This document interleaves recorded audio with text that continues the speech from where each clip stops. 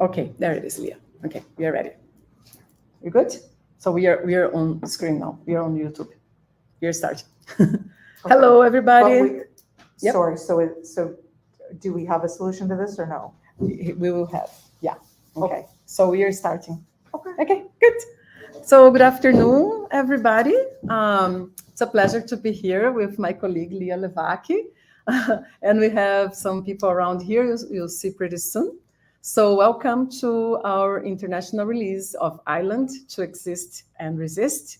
And to give a very quickly context, I ask please my colleague in Brazil to put the slides. There you go, thank you. And here we go. So I'm Professor Stella Bezzera. I work at the Federal University of Technology, Paraná, in the city of Curitiba, south of Brazil. I'm a professor there, and I have my PhD in environmental engineering, actually from the University of Guelph here, where we are. And I'm also the head of the Department of Architecture and Urbanism. And Leah? Hi, everyone. My name is Leah Levac. I'm an associate professor in the Department of Political Science here at the University of Guelph. I'm also a Canada Research Chair in Critical Community Engagement and Public Policy, and had the pleasure of spending part of my research leave in 2019 in Curitiba with Professor Bezzera and learning a little bit more about the Ilha project. Thank you, Leah. So the next slide, please. Quickly, this is the university where I teach in Brazil. Just one picture of the main entrance. Is a big university, lots of buildings, but just to show, like in the map of Brazil, we are in the south, in the state of Paraná. And this university, sorry, UTFPR, it has 13 campuses all over the state. We have about 35,000 students spread over about 100 programs, both undergrad and grad programs. We are about 2,500 professors and about 1,000 administrative staff. So just a quick fact sheet on the university, and then Leah. Oh boy. And so the University of Guelph is in the traditional territory of the Atawan and the treaty territory of the Mississaugas of the Credit. For those of you who are not familiar with the geography of Canada, you might know of Toronto, which is our biggest city, and we're about 1 hour north and west of the city of Toronto. The University of Guelph has about 25,000 or so students, about 800 faculty, and I think around about 1,500 staff people, and any colleague in the room is free to correct me.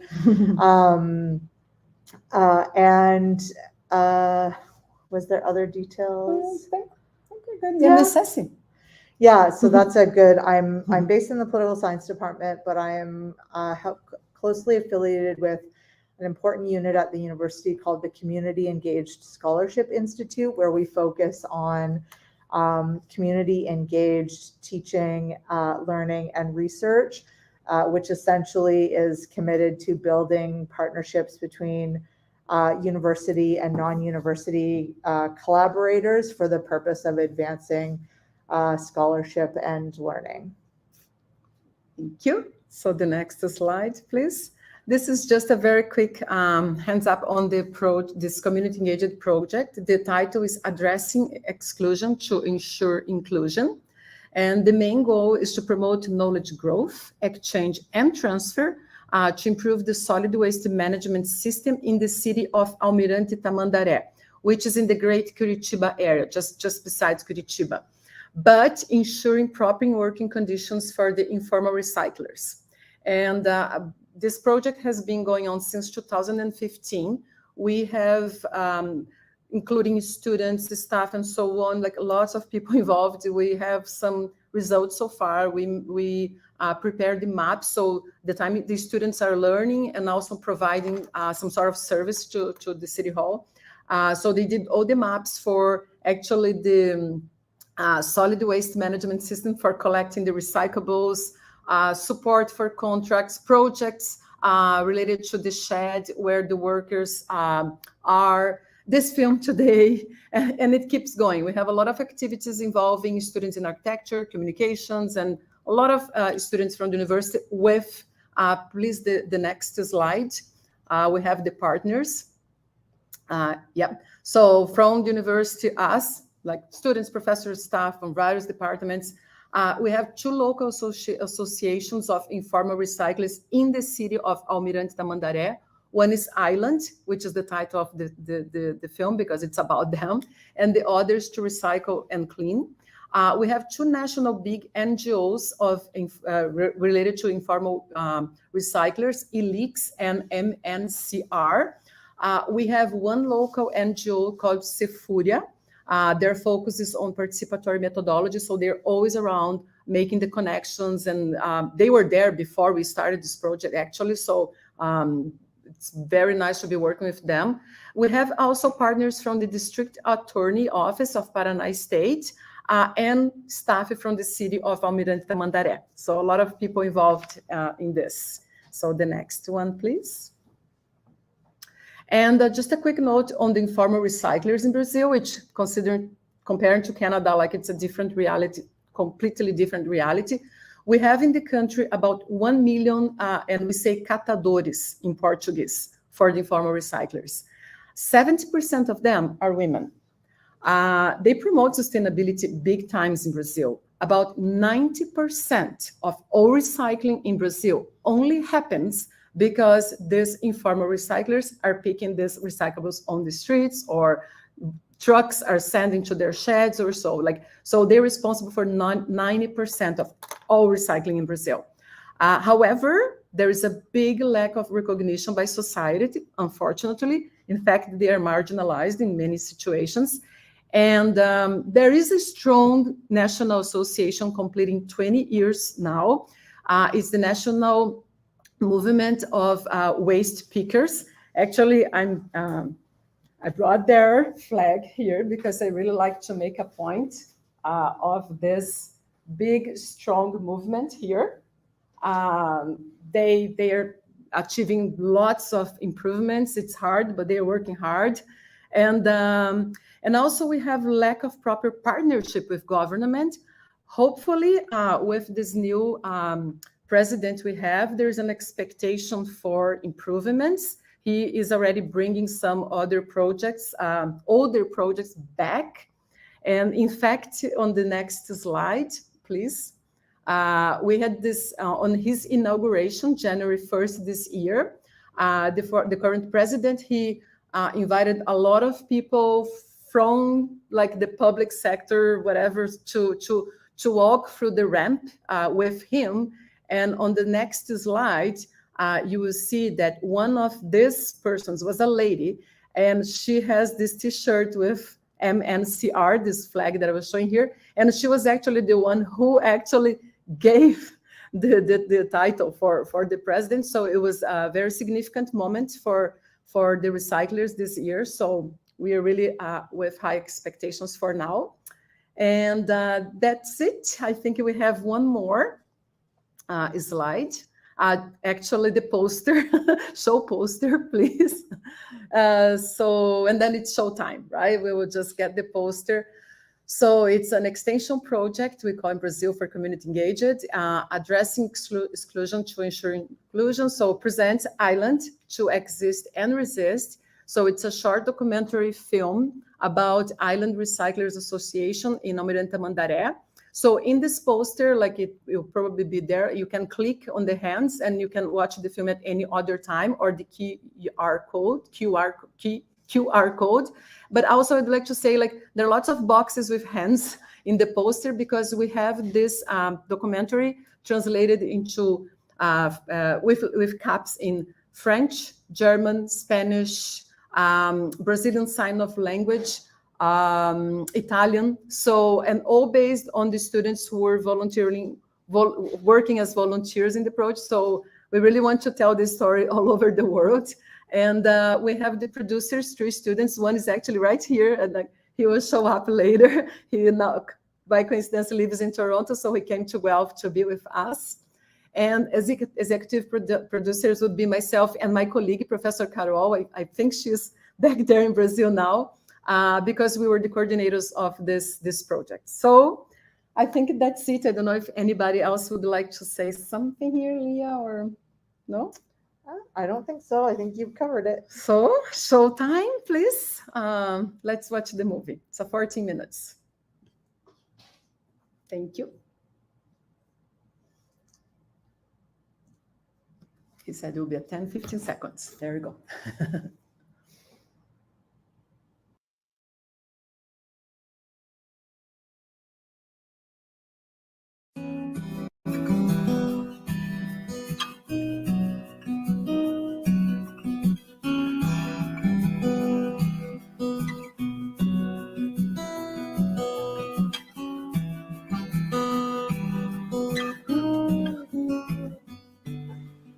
Então, vocês ocuparam o barracão no Dia da Mulher. Isso, sim. Mulheres guerreiras vieram para cá e ocuparam o barracão para poder trabalhar, então, aqui. Por que o nome Ilha? Porque a Ilha já tinha lá embaixo, a União da Ilha, que era um time de futebol, né? Aí, E tem até hoje o time de futebol lá embaixo. Certo. Aí foi onde saiu a Associação da Ilha, né? Entendi. Então, aproveitando que lá na comunidade já tem um Já time era como o ilha, nome Ilha. E por que é o nome Ilha lá na comunidade? Porque onde a gente mora é uma ilha, porque o rio passa de um lado e do outro. Daí a gente fica no meio ali. Então, já é uma ilha. Isso. Aí sempre quando dava enchente, a gente falava que a gente ficava ilhado.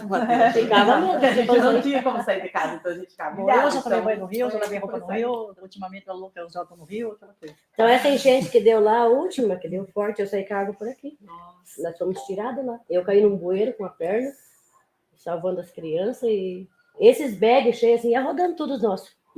Sofá, eu entrava por uma porta e ia para outra. Isso no tempo que vocês ainda separavam Aí, as nós casas. amarrava nas árvores, os bags, nós arrebentava, erguia cachorro. Mas foi feio. A enchente Nós viemos dormir aqui. A enchente foi tão forte que chegava a carregar a máquina de lavar.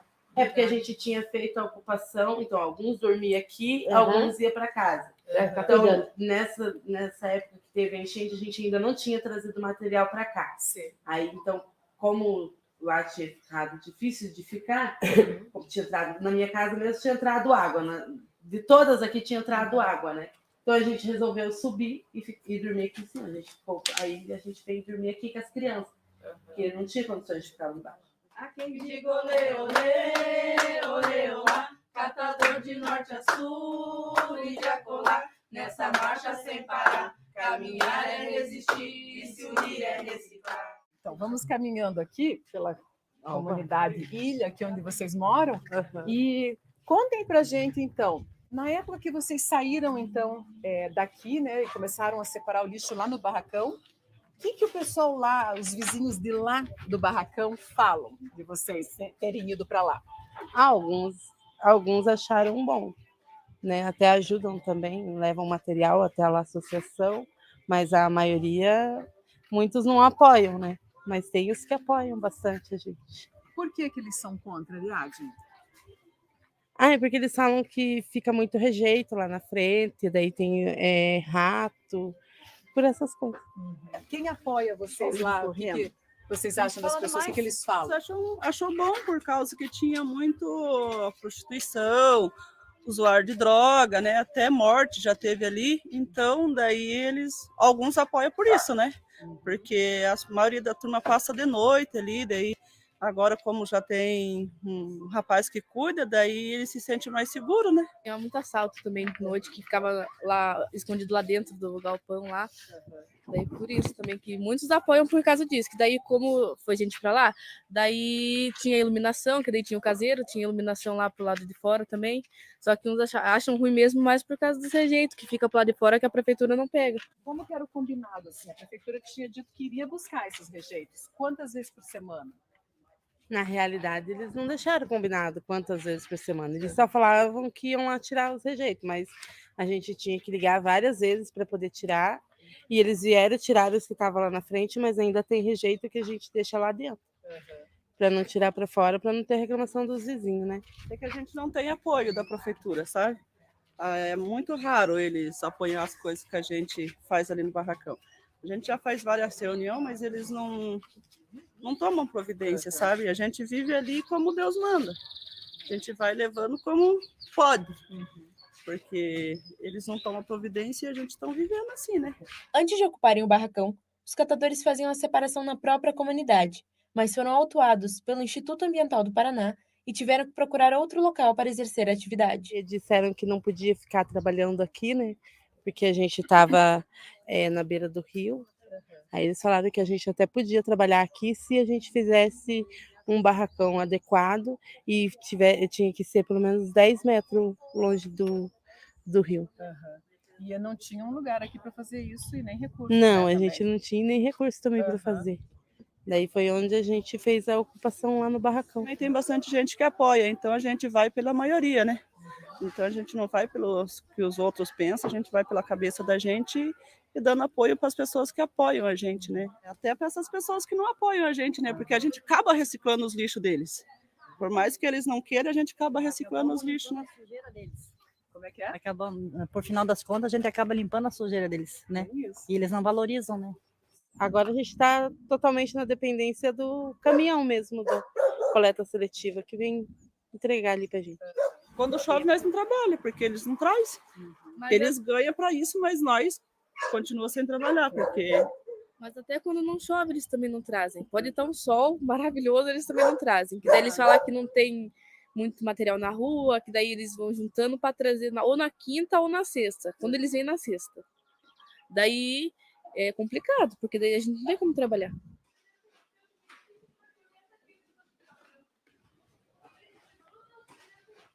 É lixo de lixo mesmo. Não trazem reciclado, trazem lixo pra gente catar.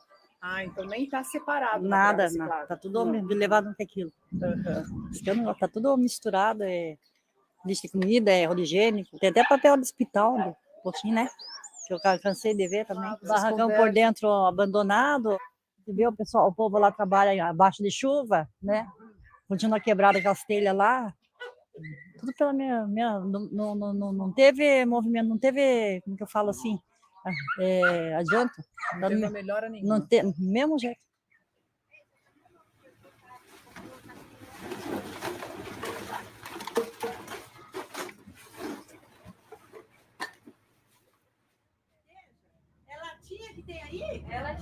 Aí o rapaz que está fazendo documentário viu que tinha latinha? Eu tinha latinha. Faz dia que nós estávamos tudo aberto em saco para nós. 6 sacos de latinha. Não estava vindo latinha, não. Esse aqui você não abriu? Não. O que é isso aqui, ô? Esse aí é nossa mesmo. Tem bastante. Qual que é o nome disso aqui? Esse é bujãozinho de ar-condicionado. Tem mais lata aqui, hein? Um saco de latinha.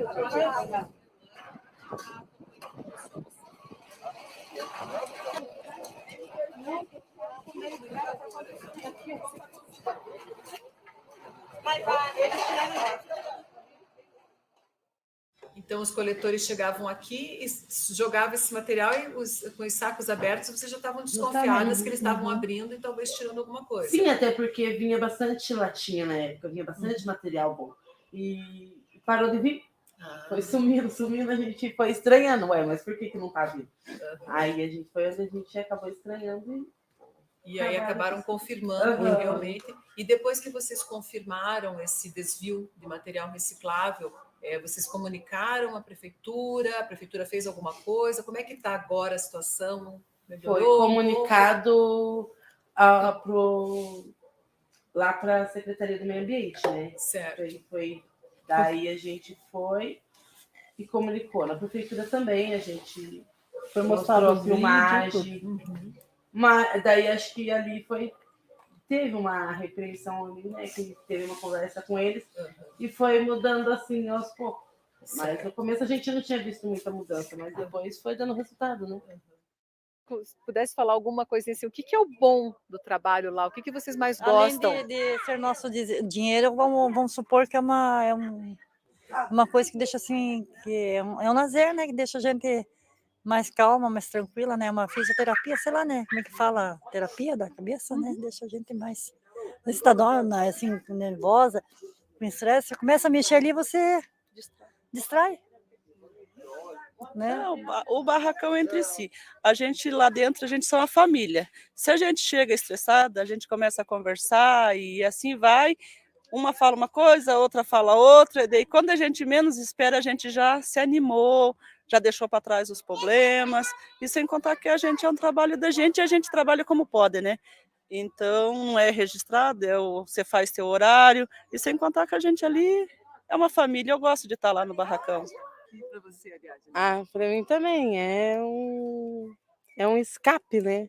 Porque às vezes você tá com tantos problemas que você chega lá, você vai reciclar, você esquece, porque distrai a cabeça. E fora que é uma renda que por mais que seja pouco, mas ajuda, né? Como se diz antes, o pouco na mão do que nada. Além de ter uma renda extra, a gente aprende a trabalhar em conjunto, porque mesmo tendo as diferenças, a gente consegue fazer tudo unido. Quando a gente tem que lutar, a gente luta unido por mais material, pela luta do barracão. É por isso que é gostoso trabalhar lá. Poxa, e que mensagem que vocês gostariam de dar ou algum recado para alguém? O que vocês gostariam de falar assim? Lembre que nós existimos, né?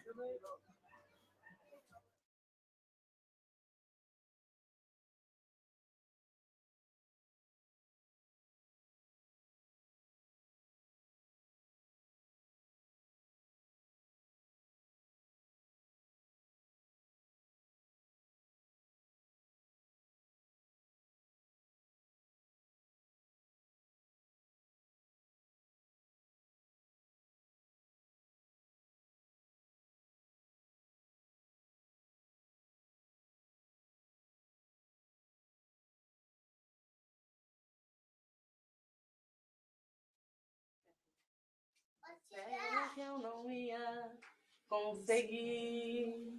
Disseram que os meus sonhos acabaram ali.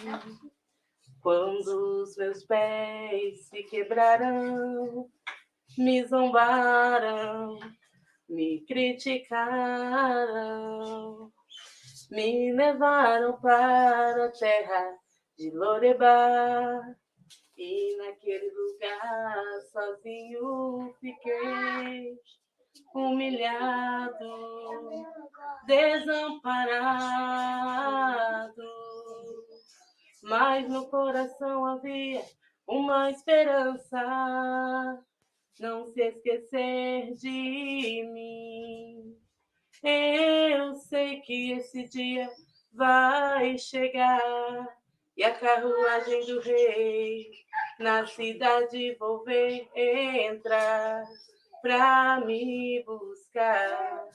Eu vou me assentar na mesa do rei, eu vou comer na mesa do rei, e todos que me humilharam vão me ver ali e vão ter que saber que foi combinado assim.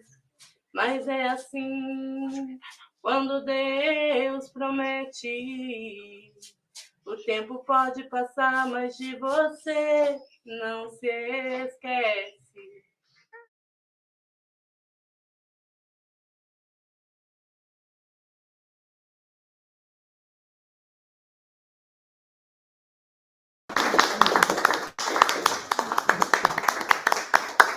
All right, so hope you enjoyed.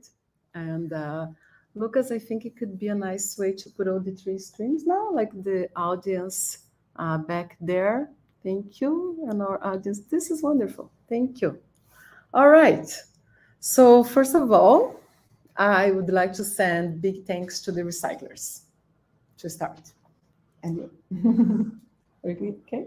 Yeah. Okay. I was just gonna, Vinicius, do you want to? Oh yeah, Vinny, if move you that and Ian, screen Ian is towards there. Oopsie. What? Here? Is everybody in there? Is it like just sort of towards not us, since we're already right there? Yeah. Yeah. Yeah. Okay. Is everybody okay with that? Yeah. Okay. So when I said a big thanks to the recyclers, actually, our friend here, Phil Out, he's a city councilor in Guelph. He started to clap And I think you're right. Let's clap for the recyclers. And back home in Brazil as well, please clap, big claps for the recyclers there. They do huge work. Our sustainability relies on them a lot. So I'd like to open the floor for questions. I got one here from the chat, but let's say we can start here. Like, is there anybody here that would like to make a question or a comment? Phil, please. Question, oh, comment. It has to be, Vinicius, could you get the computer to Phil? You can even unplug the socket because it's okay. Oh. Or he's here. Yeah. That's okay, honey. He's here. Okay, thank you. Just a question and a comment. I noticed that all of the recyclers were women. Why are they women? Is it segregated work? I think Leah can also talk about it, but it is 70% of recyclers are women. So men, they like in this particular area in society, like economically speaking, they tend to work in construction and all other sorts of labor, and then the women tend to be like doing this kind of work. I don't know if Leah would like to comment on this as well. Like, I mean, I don't think I would have anything to add except, you know, to always be thinking about more general global trends about work that gets erased and invisible within society, and then who remains responsible for it. And I think that story is a gendered story, kind of globally. And just to juxtapose that, in Canada, I would suggest that there is approaching equity, and that's important when it comes to issues of wages, pensions, healthcare benefits, and other support. Mm-hmm. Yeah, it goes along the same lines in Brazil as well. Mm-hmm. You know, so we are hoping for more equity in there. Like one of the sustainable development goals, including, so we're really hoping to get more and support for these women to like even more their conditions as well. Yes. Yeah. Thank you. Anybody else in here? Any other comment? I will get people in Brazil. I don't know if is there any questions or comments there before I go to the chat. No?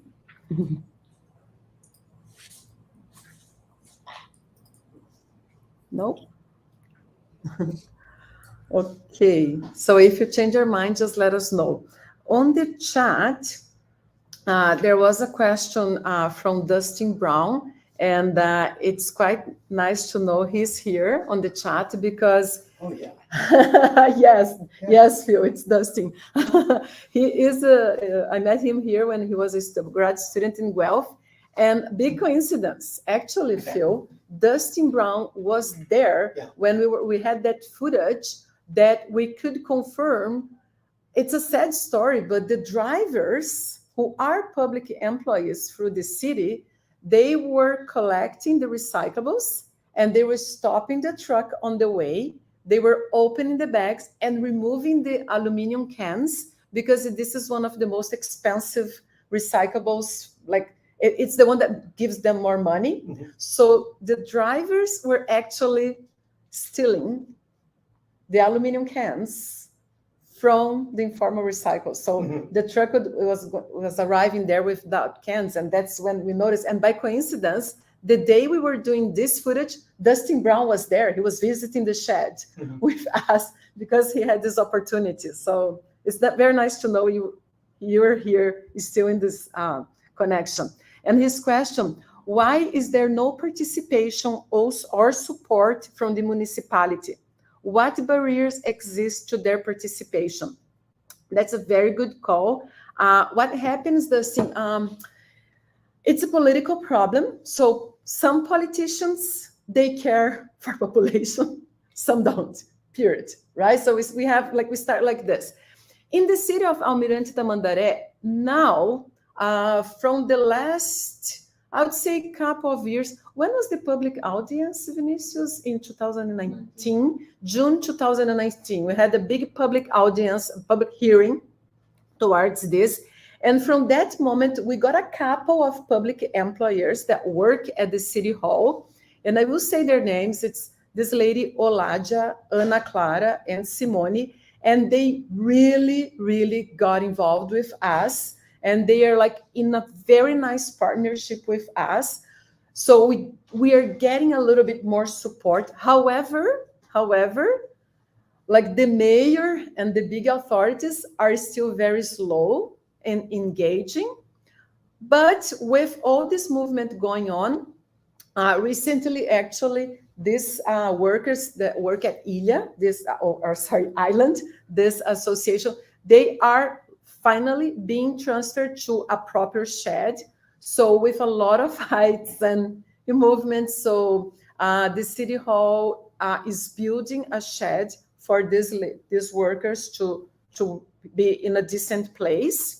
And for the other association in Almirante Tamandaré, which is to clean and recycle, they are also getting a better shed. So it's happening, very slow, but luckily we are getting more support. And again, with like the federal system now in Brazil, they are already starting to provide funds for buying equipment, for buying, personal equipment, safety equipment. I forgot the name in English. Personal protective equipment. PP. Yeah, personal protective. Personal protective equipment, PPE. Anyway, so we are leading towards a better moment. So let's see if we will be able to cover some of these barriers. Okay. And there is another question on the chat, but if by any point here you have a question, just let me know, or back home in Brazil, if you have a question, let me know, okay? And it's Dustin. Sorry if I missed this. To what extent is the University of Guelph and SESI involved in this project? And are there ways people can support locally? Sure, I'll take that question. I mean, Dustin, I think the short answer is only indirectly. So when Stella came to the University of Guelph on her research leave in 2017, 16, she became quite involved with SESI, sort of learning more about the sort of some of our commitments and work in the in the field of community engaged scholarship. And that was when I met Stella. So then I went, when I went to Brazil, to Curitiba, when I was on research leave in the fall of 2019. Part of what I was doing while I was there was co-teaching a graduate class on popular education, critical pedagogy, and community engagement in research. So I would say that we have not been directly involved with this project beyond in very peripheral ways. Reviewing some of the English subtitles, for instance, to sort of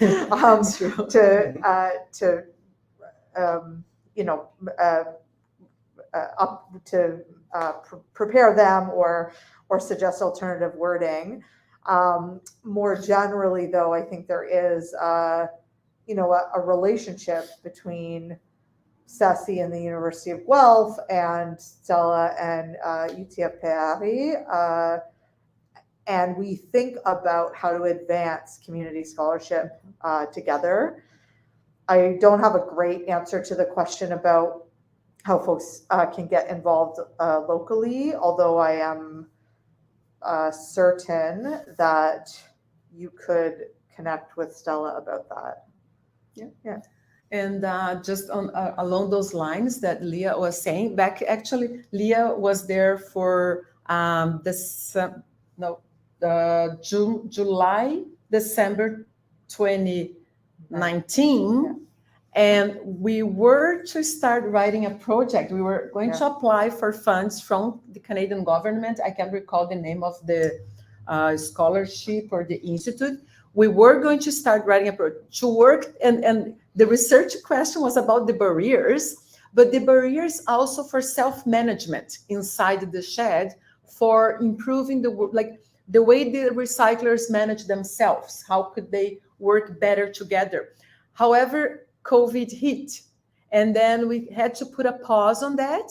And then the last couple of years, like still in the pandemics, getting out of the pandemics, now I'm here again. So it's just for a short time. So I feel like we will proceed trying to write a project together. So making this connection stronger, because, you know, we have like, I'm an alumni here. Leah has been to Curitiba, to the university where I teach. So we'll try to make it get more, you know, support. And to support locally, I would say spread the word, you know, like help us to show this movie, like the short movie, talk about it, and then contact me. If we are not related to assistance, purely assistance, like what we do is we engage students to learn about this reality, to get involved while they're studying, like learn what you can do, like see the world the way it is, right?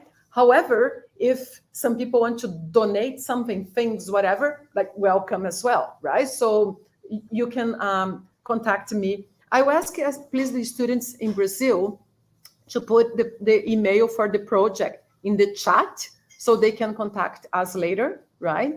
And there's another question here from the audience. So I will turn to you. Thank you. I have a comment and a question. I'm from Colombia, and we have similar contexts there with this like problem. And so thank you and congratulations for this work. And my question is, do you find any resistance in the community when you were like starting the process? Because sometimes these communities are just tired of being like involved in projects that maybe nothing happened. I'm glad that this is not the case, but that's my question. Sorry, what's your name? Natalia. Natalia, are you from the University of Guelph? Or Yes. Okay. Talk more.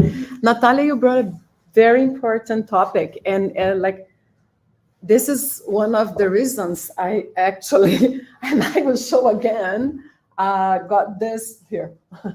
Wait a second, here. There was one, when we were launching this movie, like this film in Portuguese at UTFPR, was October last year. Then we had the informal recyclers there with us. They were invited, but it's very difficult for them to move around. So at that moment, we managed to get rides and so on. And at the end, one of the recyclers who belonged to this movement, she brought this flag and she gave to us as a symbol of, since you arrived, you're sticking with us. Like you are not letting us go, because a lot of scholars and sometimes even community, which is okay. Like you can do a volunteer work for short period, fair enough, but you are making a connection with these people, right? And I don't know, something is going on there, but I hope we are all good here. Yep, yeah. And so she said, and since you started, you were always there. Like we are like fight one fight and go to the next one. So like we have now this, but they say that it doesn't happen. And sometimes when we invite them to go to the university, they feel like, no, they will come here, they will ask us a lot of questions, they will get some knowledge, they will publish their papers and gone, right? So yes, there is resistance for sure. With this particular group, we are building like a relationship, but we still face resistance for sure. It's a matter of like being there, like continuously. That's community engaged, like real, right? So that's what we try to do with our group there. Thank you. I don't know if there's any. Yep. I'll turn to one of the directors, actually, Vinicius. Yeah, it's not really a question, it's more of a comment of what this film and this community means to me. Because this was my first documentary. This was filmed 5 years ago when I used to live in Brazil. I'm born and raised in Curitiba, and I moved here 4 years ago.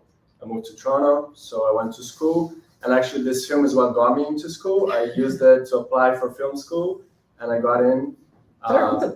Yeah, in Toronto, Centennial College in Toronto. And I already graduated, finished my program last year, and now I leave off doing documentaries, which is pretty amazing to, you know, look back and see the progress of this film and where it brought me, and more than that, what it meant in my life at the time. I co-directed it with Bruno and Guilherme. Bruno is to this day my best friend. He moved on to study film in Argentina. I came to Canada. So yeah, it's really nice to look back and see what we brought to my life, and so nice to see Stella here as well. I've missed you, and we met briefly in Brazil as well, so it's nice to reconnect.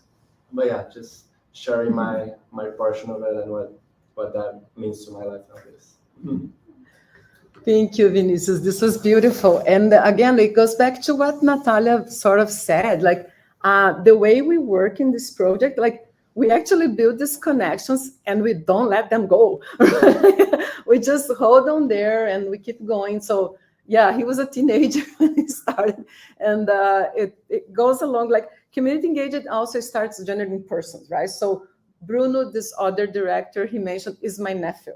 And he was just starting programming communication. So, hey, let's do something while you are at the university, something, you know, like real, for real, right? So, and that's what I think it's about, community engagement. So in the room back in Brazil, there are lots of students in the architecture and urbanism. Hi, guys.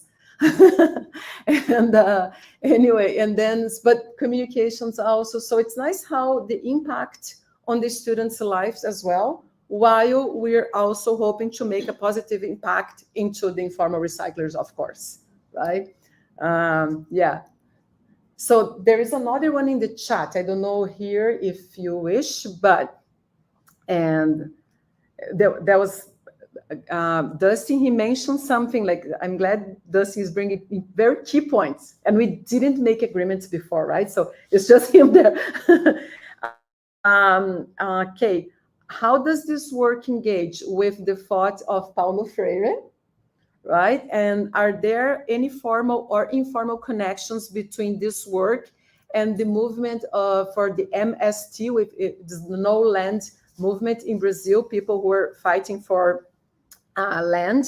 Yes, Dustin, it's Paulo Freire, who is our patron in education in Brazil. Mm-hmm. And the first time I actually talked about this project here, I remember Leah, she asked, is this Paulo?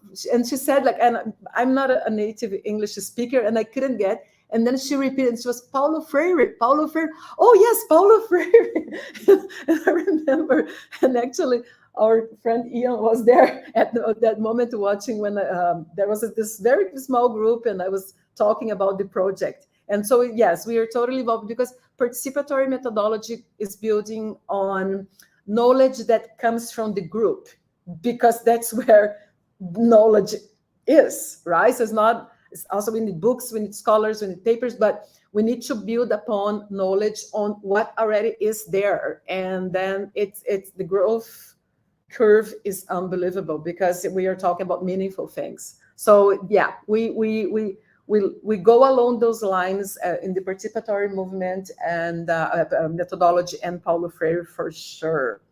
I had the pleasure of attending one of his lectures in person before he passed away, and I treasure that moment. Like my husband and I were like in the theater, like listening to Paulo Freire. So it was a very special moment. Anyway, and Dustin says, I was with Stella in Ilha Island in 2017 and worked with Ceci as a research shop intern, I think 2018. It's nice to have this chance connections with you both. So that's for us, Leah. Let me know if I can get on board to help with any translation work or on your collaborations going forward. Oh yeah, very appreciated. For sure, we will get something going from here. Thank you very much. Anybody else here, there? I know the professor who is the coordinator of this, Professor Carol Amanda G, is on the chat as well. She couldn't be in the room at the same time because of her schedule at the university. So thank you, Carol, for being with us as well. We have another point here. No, it's just one last point. It's a sad point for me, but a good point for Brazilians. Brazil beat Canada by 3 points in the World Cup qualifiers for basketball. not a happy moment. Okay. Well, yeah, you can win it all. Like, okay. Anything else? Yeah, I'll back to Vinicius here. Just going back to we're talking about funding and getting funding from Canada. I think so. This was again filmed in 2018, 2017. So there's a lot of updates, and I feel like this movie deserves a continuation, better produced continuation with my knowledge and Bruno's after film school. So if we could get some Canadian funds, they will go a long way in Brazil. So maybe that's a way that we can as well start working on that, getting funding, which they do give a lot for international projects as well, for me to go back to Brazil and film a second continuation for this documentary. I think that I would be definitely happy for that. Maybe a longer format. That would be amazing. Wonderful. Yeah, because the other association, the recyclers from To Recycle and Clean, they say, oh, you're only making a movie about island. We also want one. I said, we will make it. But then it was also the COVID thing. So yeah, this could be the chance for a documentary on the other association as well. And definitely, we are so looking forward to be able to show the new sheds. And hopefully they working in better conditions, because as you saw, it's a very difficult place to work, but that's what they have, and they have to work in there, right? So hopefully we can, keep going on and show improvements, like real improvements and overcoming barriers. So yes, let's cheer for this. Yeah, a good excuse to go back to Brazil. There we go, and you'll be very welcome there back. Okay. I think we have another 7 minutes. Is there anything someone would like to mention? We have here, just for to know, a colleague of mine from university. There she is. Let me see if I can show her. Yay! And she and I went to civil engineering together, and now she lives in Toronto. So she made the point of coming to Guelph with her 2 kids, which is very nice. And she said, well, the kids are now interested in things about Brazil because they live here for a long time. So I'm very happy you guys are here. Thank you. And also some colleagues, Leah invited, and Phil and Ian and Vinicius. So this is the audience here. Thank you very much for making the point to be here in person. In Brazil, I know I have some students there, and I don't know, we have the students okay, there we go. And we have the students who are under internship at the back there. I'd like to show Adrineia, if she could just wave hi. And Ana Beatriz, hi. They are students in architecture and urban planning. I don't know, would you like to say your name and say a hi? And there's Gabriele as well to show. Okay, a little bit. Okay, so let's start with Adrineia, Ana Beatriz. Would you like to say a quick hi here? Hello. Okay, that was the quick hi. And I really would like to send my big thanks to these girls, because they work hard in this project. Adrineia, Ana Beatriz in the community engaged, and Gabriela up front. Gabriela, she's on an internship for a project that I'm also coordinating about internationalization. So, and this is part of this community engaged and internationalization all together, in a sense, what we are doing now, right? So it's nice. And I see a lot of other students there, but these 3 just would like to make this point, because to thank the internships as well. And Lucas and Ian, if you could turn the screen to you as well, just to thank for the technical support and for making this happen. Let's see. Okay, where are you? I see the computer. I don't see you. There we go. Hey, thank you very much for the technical support. So Lucas is an employee at the university, and Ian is an internship as well. And I just would like to make a few points here. So let me see if I forgot something. Nope. Yeah. I don't know, anybody in the chat, any other questions that my students would like to point, because they are checking the chat there, and let me know through WhatsApp here. I don't know if there's anything. Let me see. Apparently no.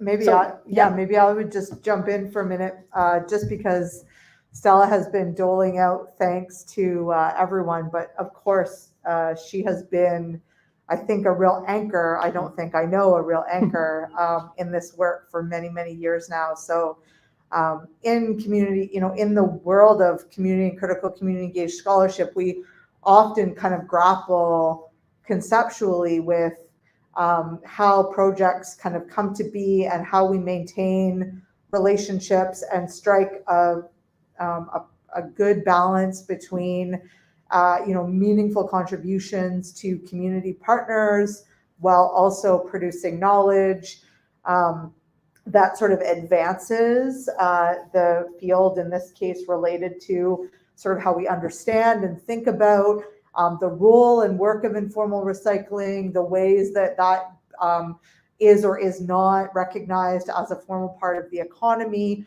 the ways in which that work is gendered, and so on.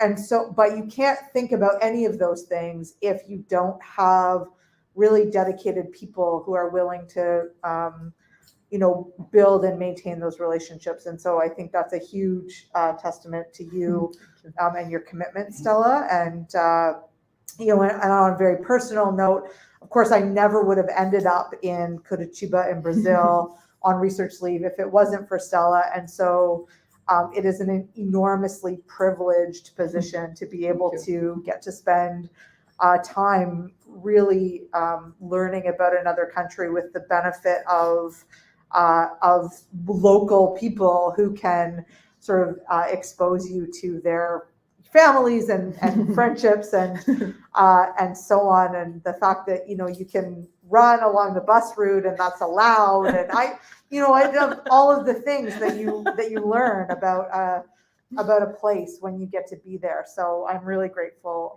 for our friendship, and I am really honored to continue to learn about this work.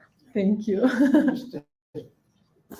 I am, in some senses, trying to fill up time, but also pointing out to the architecture students the value of recyclable materials. There's two things. First of all, the political economy of recycling is very challenging. The truth is that when you were talking about the tin and the aluminum being stolen, that's where the value in recycling is, and that's where the economy of recycling exists. So if that is stolen, it destroys the market. It just doesn't exist. Some things that we claim are recyclable are very difficult to assume any profit. But on the other side, for the architecture students, I would encourage you to look at the experiments in Taos, New Mexico, with completely off-the-grid houses made from recyclable materials, including bottles that create solar heat. And it's really quite the interesting experiment. This architect actually performed there and is using nothing but cement and found objects. Nice, very nice. What is the name of the project? Just give me one second. He will share with me the name of the project. Earthships, New Mexico. Earthships, New Mexico, guys. Sustainable cozy homes made with junk. Sustainable cozy homes made with junk. So make a point on this. In our class, we will talk about it. We'll discuss this. It's a little how to say, homework. Yeah, it's fascinating. Very nice. Thank you, Phil. Other than that, like in terms of the time, we reached our 1 hour event. If there is any final words or comments you would like to do. Let me see if my students say anything from the chat. I think no, apparently. You're good? Okay. So I think the only last piece I made my note is just, please remember they do exist. So that's it. Thank you very much, everybody. Everybody here, there, and everywhere for the YouTube. And for everybody who made this happen, like this Vinicius, for the film, the students, and today for you guys, the audience, and everybody who's involved.